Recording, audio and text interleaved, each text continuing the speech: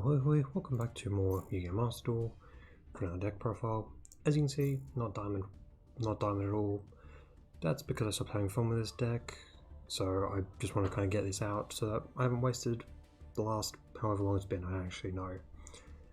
So I will come back to this deck eventually, just at the moment it's not very good in the current meta, because it loses to the same things as every main meta deck, and that is a 60 card pile of Phantom Knight. I call it Phantom Knight mostly because we have to use Bardiche and Fogblade, but other than that it's barely Phantom Knight. So I'll go through each card, sort of explain how it works.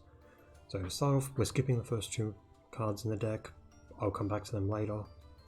So first of all, triple Maxi. You have to play Maxi.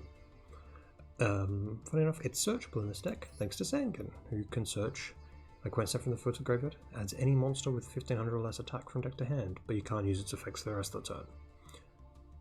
So what you can do is you can summon Sangan, link it off, search either Maxi or Ash Blossom, which is really interesting. There are some other cards that we can search, such as Gilasaurus, Takatomborg, Junk Forward. I can't remember if there's anything else that we can special summon, because I think everything else is... Oh, I think the tracker, the psychics can be, but we will get to that when we get to that. A couple other things, this deck is more or less TCG legal, you just have to change a couple of ratios around, but other than that, more or less TCG legal. Next up we have Gilasaurus. You can special summon this card from your hand. If summoned this way, activate this effect. Your opponent can special summon one monster from the hand, so that is a mandatory effect, it has to activate when it's summoned. And then but if your opponent doesn't have anything to summon, it just activates and resolves. This is a good card to just summon immediately, because your opponent's not going to Maxi, just preemptively. It's you're going to more likely they're going to get nothing. But then if they chain Maxi, it's not the end of the world. And then it's not once per turn, and you can just summon it, you can summon it towards the end of your combo, if needed. Junk Forward, if you control no monsters, special summon this card from hand. I think it's a slightly worse Gilasaurus, but it does its job as a starter, essentially. TG Warwolf, similar effect to both of them, but when a level 4 or lower monster is special summoned, special summon this card. And then the rest of the effect doesn't matter because it just involves adding a TG or something like that, which we don't play any other TGs. I've never seen a 3-axis deck use this card, but it's a 3 that special summons itself when we summon anything else. So I don't know, maybe I'm missing something as to why people don't play it. Next up we have Triple Tour Guide, which will typically summon our Sangan. When this card is normal summoned, special summon a level 3 Fiend monster, but it cannot activate its effects on the field, essentially. It's from hand or deck only, so the first Tour Guide will always summon Sangan, the second will always typically either summon Libich if we don't use it, or the other Tour Guide. Then we have Double Kagemucha. When you normal summon a level 3 monster, special summon it. Again, this card specifically enables the entire deck, because from Sangan all the way down to Taunscale, they're all level 3. So we play that many level 3s in the deck, and then there's also 2 more here, which we'll get to. So essentially this card is more or less a sort of 1.5 card Cherubini, because the other card doesn't necessarily matter. Then we play Graf, Malebranch of the Burning Abyss, Seer, Malebranch of the Burning Abyss, and Libich, Malebranch of the Burning Abyss. Graf special summons a Burning Abyss monster from deck, Seer from grave, and Libich from hand. We only play Libich in case either Graf or Seer is in hand, but otherwise it doesn't, you could in theory get away with just playing 2 Seer, but I don't want to brick on Seer of all cards. Then we play Speed Road Terratop. If you control no monsters, special summon this card from hand. When this card is normal or special summoned, add a Speed Road monster from your deck to your hand, except Terratop, which doesn't matter because Terratop's at 1, and our target for that is Takatomborg. Takatomborg, if you control a wind monster, special summon this card. Rest of the effect doesn't matter. So again, Terratop is a 1-card Cherubini. So Takatomborg can only, in this entire deck, there are 2 cards that can special summon itself thanks to Terratop or Levier the Sea Dragon, which turn 1 you're not making Levier most of the time. So essentially, Terratop is kind of a brick, but again, because of Kagemucha, because of Gilosaurus, because of Junk Forward, we can kind of get around that. Then for the Phantom Knights, we play 2 Ancient Cloak. So the first effect doesn't really matter, but you can banish this card from your grave, add a Phantom Knights card from your deck to your hand, except Cloak. Typically your target for that will be Phantom Knights of Silent Boots, which we play 3 of. If you draw a Phantom Knights monster, special summon this card from your hand, and you can banish it from grave. You can only special summon it once per turn, and you can banish it from grave and add a Phantom Knight spell trap, which we'll get to the targets for that in a moment. Our next Phantom Knight will be Ragged Gloves. So again, the Xyz effect doesn't really matter, but the second effect is Foolish Burial. Essentially, you can banish this card from your grave, send a Phantom Knight's card from your deck to the grave. I typically use Ragged Gloves to send Cloak, or if I've already got like a Cloak in rotation, I send Stained Greaves, or I send Torn Scale. It's one of those things where you can send basically anything, depending on what you need. So next we'll talk about Stained Greaves. If a Phantom Knight monster is special summoned to your field, special summon this card, then you can increase level by 1, so you can make it a level 4, which does turn off. There was something it turned off, and I don't remember what. Actually, no, it doesn't, because I don't play the cards that it turns off. And you can banish this card from your grave, special summon a Phantom Knight monster from hand, except Stained Greaves, then increases level. Then you can increase the level by 1. The increasing level doesn't come up ever. It will never come up. But you can basically use this as, again, an extender twice per turn. And then the best Phantom Knight, which is unfortunately semi-limited in Master Duel, it needs to be at 3 for this deck to be good. So I'll quickly cover this. You can discard a card, send a Phantom Knight card from your deck to the grave, except Torn Scale. If another Phantom Knight's card in your graveyard is banished while this card's in your grave, special summon it. So again, this can turn on, so this can send Ragged Gloves or Cloak. You can link it, and then special summon it back later. So now for our other 3s, we have Triple Ash, mandatory, 2 Jackalope, and I'll mention Tsuchinoko at the same time. So Jackalope special summons a danger from deck when discarded, and Tsuchinoko special summons Tsuchinoko from grave when discarded. Now I have to explain this because people never know how this works. So you reveal the danger. I'm sure if you know anything about dangers, you would understand that part. So then if the discarded card was not Danger Jackalope, special summon 1 Danger Jackalope from your hand, and if you do, draw a card. And then Tsuchinoko has the same thing except for Tsuchinoko. Don't ash this card. Don't ash these. If you Ash Blossom them, nothing happens. They can activate it again. This part here that says once per turn, that is literally only for the if this card is discarded part. So you can activate Tsuchinoko 4,000 times in a turn. You just can't special summon it from grave more than once. So stop ashing Danger Tsuchinoko. I think there was one person I played against them. They had Borrowed Savage. It was a 3 or 4 material Appaloosa, and then they Ash, and then there was another hand trap. I can't remember which one. They Ash Blossomed. I think it was Tsuchinoko. So they used all their negates on just Tsuchinoko.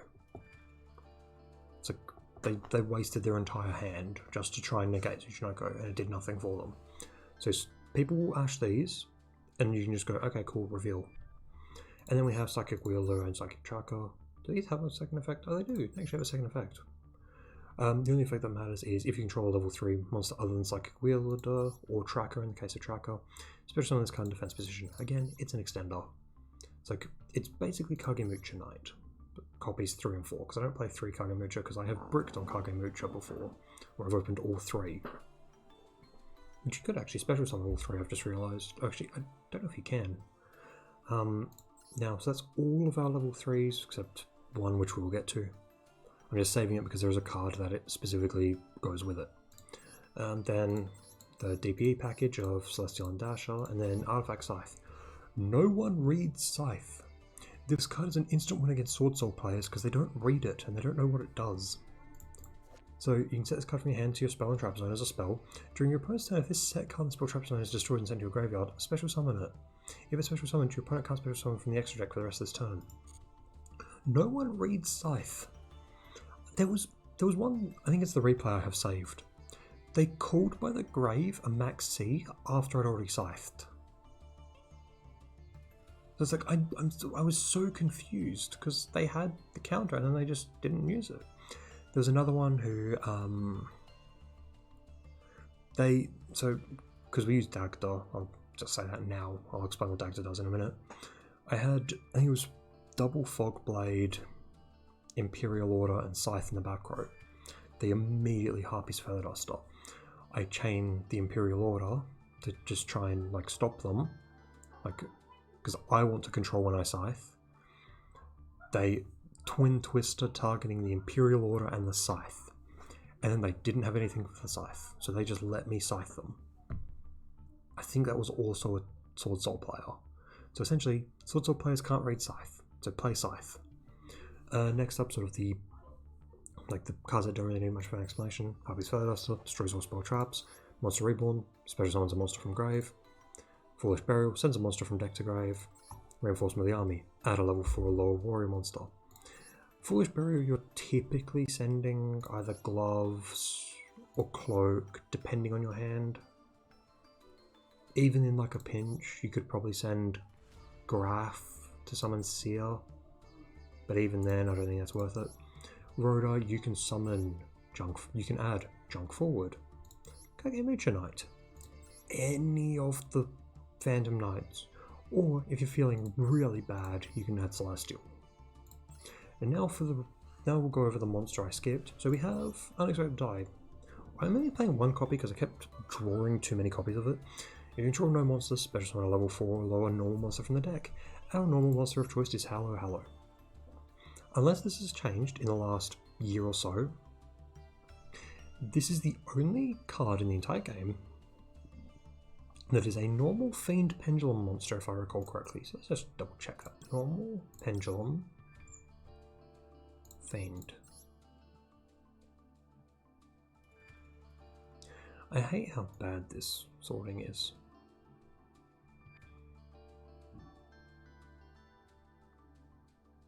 From what I can tell, yeah, it's still the only one. It's also a level 3, which is very important. I was originally playing 3 of this and then 2 of this, but I kept opening all 3 Hallow Hallow and then no extenders.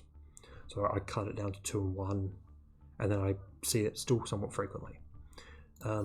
Fusion Destiny, 2 of it to go with Celestial Dasher. This would be even better if Orpha Scorpio. Predaplant Orpha Scorpio. If that was at 3, then we would be playing that over something. I'm not actually sure what, because this deck really has a bad problem with normal summons, because we have 2 different normal summons. In the TCG, we have 9 potential cards that are dedicated normal summons. But unfortunately, because Orpha Scorpio is limited in the OCG, we don't have access to it in Master Duel at 3, so we can't search Fusion Destiny during our combo. Instead, we have to use Verte. Next up, Triple Prosperity. I don't know if I like this or not, honestly. So typically, I'll just say this now, typically for Prosperity, we banish Levier, Zeus, and then Borolo Dragon. I don't know if I want to keep playing this or if I should cut it for something else. I don't even know what to cut it for is the problem. Because you kind of need that like extra card, like the little bit looking deeper to just find something. It's also a good hash bait. Then for our final sort of starter, we have Emergency Teleport, special summon a level 3 or lower Psychic monster from deck, handle deck but banish it during the end phase. Searches both the Psychics, so essentially we are playing 4 copies of the Psychics. When I was playing Ghost Ogre is a Psychic, so you can set this and then have Ghost Ogre for the opponent's turn. It came up once, so I just cut that entire idea. Next up, Double Cold Buy. Kind of mandatory because of how many hand traps we lose to. Like, for example, we lose to Ghost Bell, we lose to Ogre, Ash, Maxi, depending on what the opponent draws, And then I'm sure there's others that I just don't know of, so we kind of need a Called by the Grave. Unfortunately, because we're playing 60 and we only play 2 copies, we can't really find more. I don't play Cross Out because I don't like Cross Out because I always end up bricking on it. And then onto our traps. We play 3 different traps, we play 5 in total. So, Found Master Shade Brigandine, special on this card in defense position as a normal monster. If you have no traps in your graveyard, you can activate this card the turn it was set. And then you can only summon it once per turn. You're going to be able to summon this basically every single turn 1. Because you can search it off for Shade Brigandine, not Shade Brigandine, Silent Boots. Silent Boots is the way we're mainly going to summon it, or add it. It activates Dagda for you, so you can set Scythe. Turning it into Link Spider makes Verte. Like, Shade Brigandine is the best card for just sort of that final bit of the combo. Next up we have 1 Imperial Order. Negate all spell effects on the field. The paying doesn't even matter, that's the funny part. The problem is, every time I saw this, except for that one Sword game, I was playing against Eldritch, so they don't care. And the Triple Fogblade. The best way to describe Fogblade, it is infinite impermanence, but better. So, activate it by targeting an effect monster on the field. Negate that monster's effects. That face-up monster cannot attack, also monsters cannot target that face-up monster for attacks. When it leaves the field, destroy this card. You can banish this card from the graveyard, then target a Phantom Knights monster in your graveyard, special summon it, but banish it when it leaves the field. So, you can use that to bring back your Rusty Bardish if they destroy it, but also you can just sort of like wait until they go into battle phase.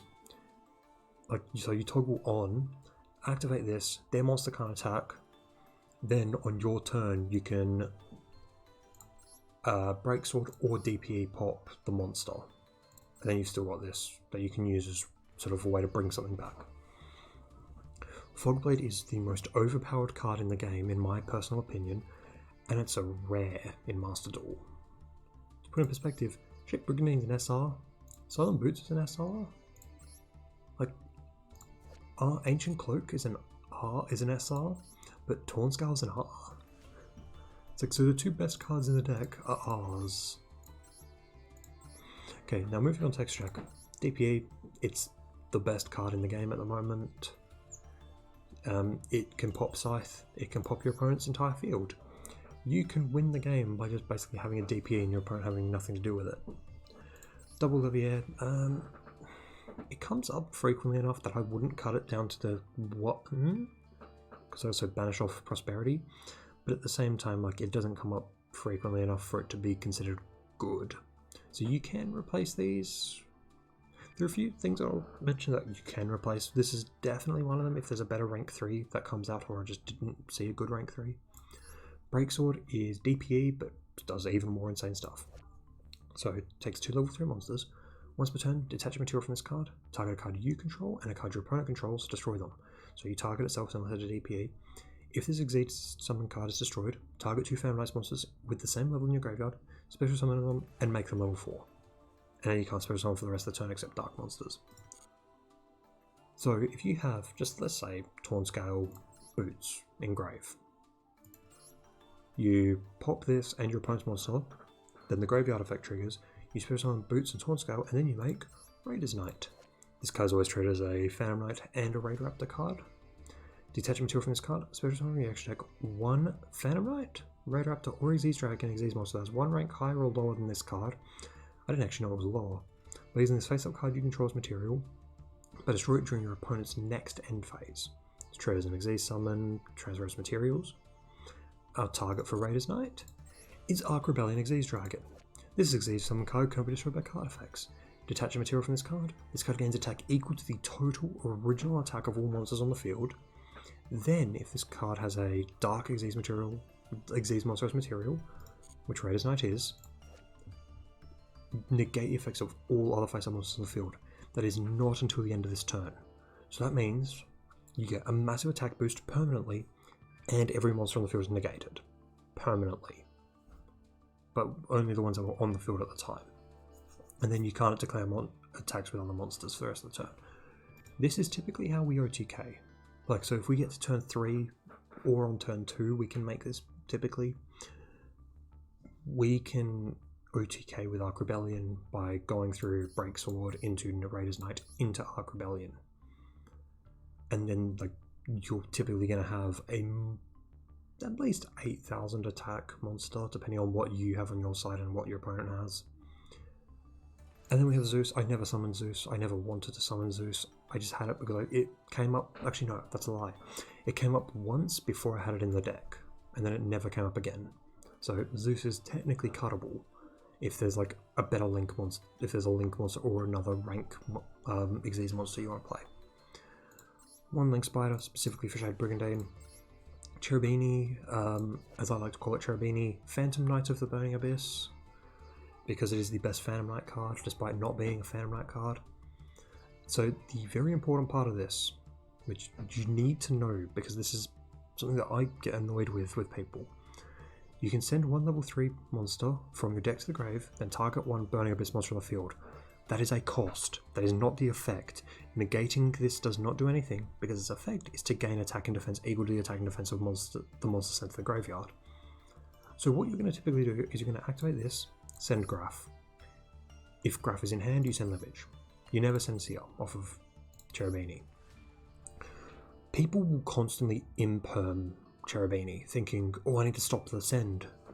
You're just stopping me from gaining 1,000 attack, 1,300 attack.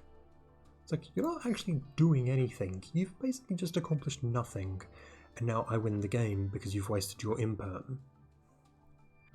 Then we play IP. IP is only made on very specific board states where you're able to make Dagda and Verte, but then still have 2 non-link monsters on field.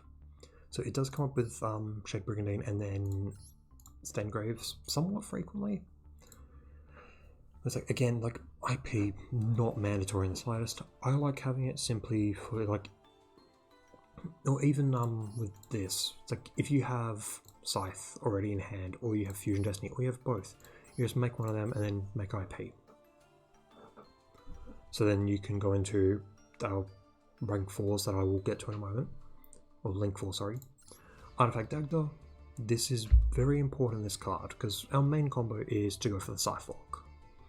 So when an effect of another card in the field is activated, set an artifact monster from your hand or deck to the spell trap zone as a spell, but destroy during your opponent's next end phase. Shade Brigandine activates that effect. You can also use like Rhoda or Fusion Destiny if you hard draw it. Then we have Verte Anaconda. Target, you know what Verte does. If you don't know what Verte does, welcome to Master Duel, it's nice to have you. But the important effect, pay 2,000 life points, send a fusion or polymerization normal or quick play spell from deck to the grave, and then this effect becomes that effect. So you just send Fusion Destiny at the end of your combo, and then you win the game, because you can then pop Scythe. So with that, I should mention, you should always activate DPE targeting itself and Scythe in the draw phase. So then they both get sent to the grave. Scythe activates Chainlink 1 because it's a mandatory effect. DPE Chainlink 2. Your opponent then has to decide which is more important. Playing under Scythe or playing through DPE for the rest of eternity. That's if they have called by. Yeah, only called by can stop that. Oh, I guess technically DD Crow can, but I think I only played against one person playing DD Crow and they wasted it on Ash because they thought it was called by. So you essentially will just always do that. They will always have to make that decision. They will always choose DPE because they don't read Scythe. Next up, Rusty Bardish, the best link monster we have for like everything. So during your main phase, send a Phantom Knight monster from your deck to the grave, and then set a Phantom Knight spell trap from deck to the grave, or from deck to spell trap zone. Always send gloves or cloak if you haven't got them in rotation. If you do, send Torn Scale. It then sets a Fog Blade, so you then have essentially an imperm on your opponent's turn guaranteed. Then, if a Dark Xyz monster is special summoned to a zone this card points to, while this monster is on the field, target one card in the field, destroy it. Again, you can just pop something, and then because typically you're going to summon Breaksword, pop something your opponent has, use Breaksword, pop something else they have. Then make Raiders Knight, then into Arc Rebellion, then kill. Then our Link 4s, these aren't mandatory. You can play Access Code, you can play Appaloosa, you can play whatever in this spot. The only card I think is very good is Avramax, but I'll get to that. First of all, Borreload Dragon. So neither player can target this card with monster effects. If made using IP, it also can't be destroyed by card effect, because that's something I should have mentioned with IP. You get to just quick effect, link summon on your opponent's turn, and then a link monster that uses this card can be destroyed by opponent's card effects. People don't read that part. Shut up, phone. So, and then once per turn, you can target a face-up monster on the field, loses 500 attack and defense. Your opponent cannot, like, effect veil this or imperm. They have to just let that result, so their monster loses 500 attack. That's another damage step. If this card attacks an opponent's monster, place that opponent's monster in a zone this card points to and take control of it, but send it to the graveyard during the end phase of the next turn. I had an opponent summon Access Code, attack me for 53, and then just pass. So I didn't die. I had 700 life left. Actually, I think I had more than 700 because they only popped one card. I can't remember how much I had. Because they attacked over Bardish. And then I think they attacked with something else, but it didn't kill me. I then made Borreload, because I just had a bunch of materials left over, just everywhere. Made Borreload, lowered the attack of their non-access code, attacked at the access code, took it, killed them using their own access code, because they dealt a bunch of damage themselves. And then I also had DPE on the field, so like that attacked into it and just killed them. Now the card that I always make with IP Masquerader, make Night Crusader Avramax. While this Link Summon card is on the field, your opponent cannot target this card with card effects. Also, their monsters cannot target monster attacks except this one. So, if made with IP, it can't be targeted, and it can't be destroyed by card effects, and they have to attack it. Once per battle, during damage calculation, if this card battles a special summon monster, make this card gain attack equal to the opponent's monster's attack, during that damage calculation only. If this Link Summon card you control is sent to the graveyard by opponent's card, shuffle a card on the field into the deck. I played against a Despia deck. I think it was pure Despia. It was similar to the deck list I have on my channel, except they were playing the Iris Sword Soul. So they didn't activate their Quiritus, however you pronounce it. They didn't activate that during main phase because they thought, oh yeah, because I think they had a DPE set up, and then they had Priskenian, so it's like, yeah, if they attack with Priskenian, I just die, because that's, what, 3,700 attack, plus everything else. So they swing into it with Priskenian. This game 3,200. They took 25. They then think, okay, surely that's once per turn. So they attack with, I think it was a Quiritus. Gained 2,500. They took 3,000. Killed them. People, please read your cards. It would have, like, there are so many games that I won that I should not have won, entirely because my opponent didn't know how to read.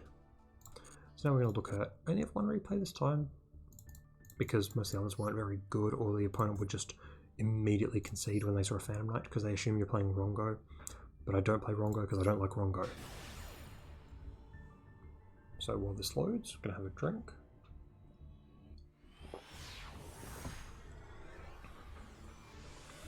Okay. So our hand is full combo, thanks to just Tour Guide, but Tsuchinoko is also very good for this. So, normal summon Tour Guide, effective Tour Guide, special Sangan, link into Cheridini. Now that can be done, like, again, you don't need Tour Guide, you can use any level 3 and then Kagamucha or any of the special summon ones. So they activate Sangan. They Ash Sangan instead of Tour Guide. Had they Ashed Tour Guide, it would have actually made things a lot more difficult for me if I didn't have the Cold Buy. But, so they've just Ashed, so I'm going to Cold Buy. Cold Buy negates the effects until the end of the next turn. So at this point it's like, okay, I've got the Sangan Search. I'm not going to add Ash. Because if I add Ash, then I'm just I lose. Because I can't use it. And I have no idea what my opponent's playing. So, I add Maxi, because you can add Maxi. Cherubini sends Graph. Graph target Cherubini target Cherubini. Graph summon Seer. Into Rusty Bardiche. Seer special summon Cherubini. Then Bardiche send Gloves. Setting Fogblade. Gloves. Sending Cloak. Cloak sending... or summoning or adding Boots. Boots and Cherubini make Dagda. So I set the Fusion Destiny because I never know with... My problem with this is when an effect of another card on the field is activated, that wording always confuses me, so I just always, if I have Fusion Destiny, I just set it and then activate it. So add Fogblade off the Boots, set it, Fusion Destiny, chain Dagda. Set Scythe, and special summon DPE. So then end phase, draw phase. As soon as they draw the card, activate DPE, popping those two, because you can use Dagda to sort of like activate Scythe. Like it basically guarantees that Scythe will be summoned unless they activate something to specifically negate that. Scythe gets summoned. Now they can't special summon from extra deck. They activate a Shunner. I chain Maxi. They activate Called By, targeting Maxi. This is what I mean when I say Sword Sword players can't read. So Maxi is negated. They special summon Shunner. Special summon Long Ones, banner or sending Adhara. Summon the token. What are they going to do with that? They can't do anything. End phase. Concede. So that is sort of the strength of this deck, is that we can consistently make the Scythe Lock. Now, I want to explain why I'm no longer having fun with this deck. So from that you saw they had an Ash and I negated it. The problem is when they have an Ash and I don't have Called By, or they have Imperm and they use it correctly, or they have anything that stops it, or Nibiru even. That's the problem with this deck. It loses to so many of the good hand traps that people are just running as cross-out targets that it can't really compete at the moment. Maybe when the Adventure Engine comes out, which is probably in the next few days, hopefully then this deck can become better, because it can, I believe, run Adventure. I probably just need to tweak all this a little bit, and it will make it difficult with back row. But other than that, I think it is a good deck that is currently just sort of ruined by the fact that the meta loses to the same stuff that this loses to. So, thank you for watching. I don't know what I'm going to build next, because I kind of want to just build a bunch of rogue decks and like non-meta stuff. I might build... I've been looking at an Orcus deck, so I might build that next. Oh, who knows. So, thank you for stopping by. If you choose to build this, good luck.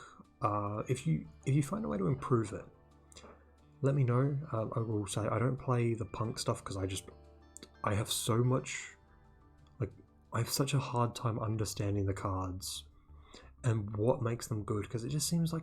because you have to play the level 8, and I just don't think that's very good in a deck that wants to summon level 3s. I know it helps make level 3s, but I don't think it's worth it. So thank you for watching. Yeah, I'll see you next time.